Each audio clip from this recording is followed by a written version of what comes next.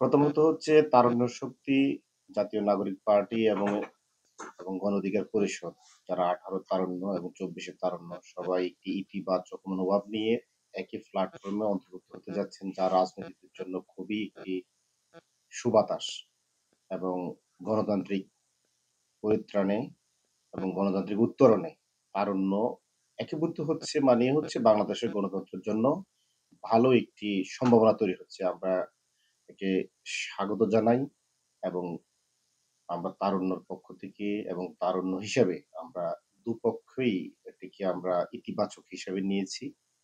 আপনারা জানেন প্রাথমিকভাবে আমাদের আলাপ আলোচনা হয়েছে। আমরা এই সিদ্ধান্ত একমত হয়েছি যে আমাদের এক এবং অভিন্ন হওয়া খুবই প্রয়োজন।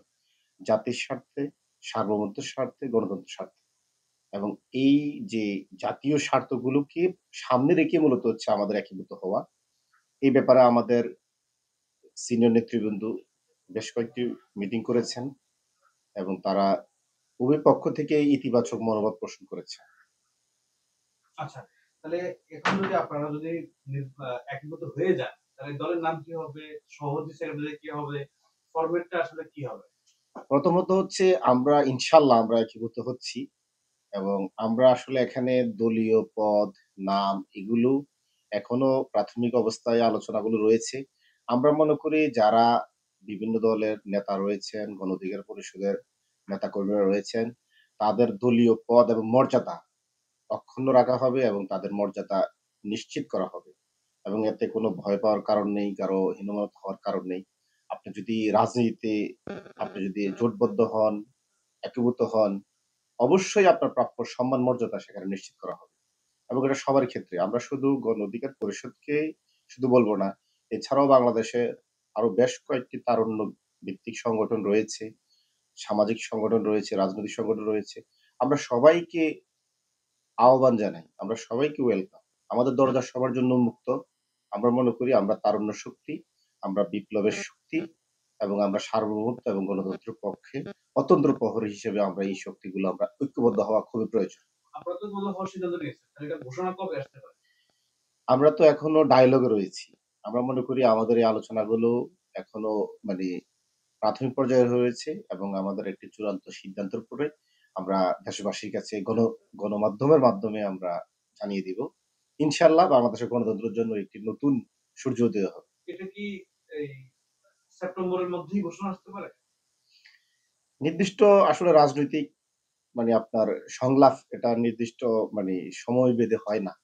এটা জাস্ট ঐক্যমতের উপর নির্ভর করবে। আপনারা যে সময়ের মধ্যে চাচ্ছেন তার আগেও হতে পারে। যদি আমরা এর মধ্যে ঐক্যমত হয়ে যাই। আবার যদি ঐক্যমতে একটু আমাদের দ্বিমত হয়, একটু সময়ও লাগতে পারে। কিন্তু আমরা মনে করি ইনশাআল্লাহ আমরা এখন পর্যন্ত সবাই একসাথে থাকার ব্যাপারে আমরা ঐক্যবদ্ধ হয়েছি। আল্লাহ পাক আমাদেরকে সহজ করে দিবেন। খুব দ্রুতই আমরা ভালো কিছু দেখা পাবো। আপনারা কি মানে গণ অধিকার কি আপনাদের এখানে জয়েন করছে না আপনারা গণ অধিকারে যাচ্ছেন? আমরা ঐক্যবদ্ধ হচ্ছি। আমরা সবাই ঐক্যবদ্ধ হচ্ছি। আমরা শুধু একটি সংগঠন না, এই ব্যাপারে আমরা বলতে পারি। আমরা মনে করি আমরা ঐক্যবদ্ধ হচ্ছি সেটাই বড় জিনিস। সামনের নির্বাচনে আসলে যেহেতু দুটি দলের একটি নিবন্ধন প্রক্রিয়াধীন আরেকটি নিবন্ধন রয়েছে। কোন নিবন্ধনে আসলে আপনারা নির্বাচন করবেন? আমরা এখনো সে ব্যাপারে আমরা কোন আলোচনা করিনি। আমরা মনে করি এগুলো অনেক পরের আলাপ। ১ম আলাপ হচ্ছে তারুণ্যকে এক হওয়া এবং এই আলাপে তারুণ্য এক হওয়ার সিদ্ধান্ত নিয়েছে। ইনশাআল্লাহ বাকি আলাপগুলোতে এই ব্যাপারে খুব সুন্দর আমাদের সিদ্ধান্ত আসবে এবং ঐক্যমত্যের ভিত্তিতে বাকি সিদ্ধান্তগুলো নেওয়া হবে। কেউ কেউ বলছেন যে এই তারুণ্যের জনপ্রিয়তায় ভাটা পড়েছে।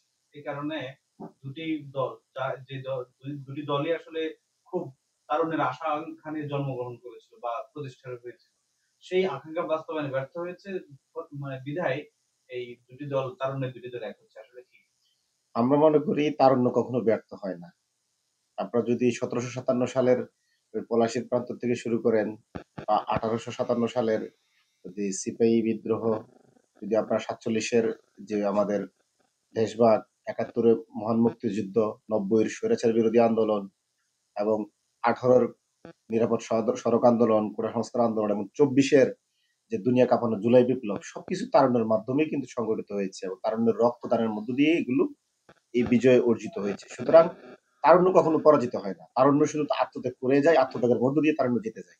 এখানে তারুণ্যের জনপ্রিয়তা ভাটা পড়া বা তারুণ্য এখানে ক্ষতিগ্রস্ত হওয়া, তারুণ্য লাভবান হওয়ার কোনো সুযোগ, এগুলো আমরা সেটাকে মুখ্য করে দেখি না। আমরা সেগুলোকে গৌণ করে দেখি। আমরা মনে করি তারুণ্য যেখানে এক হবেন, সকল কিছুই এখানে তারুণ্যের মাধ্যমে অর্জিত হবে। ইনশাআল্লাহ। আপনারা ঐক্যবদ্ধ হলে দুটি দলের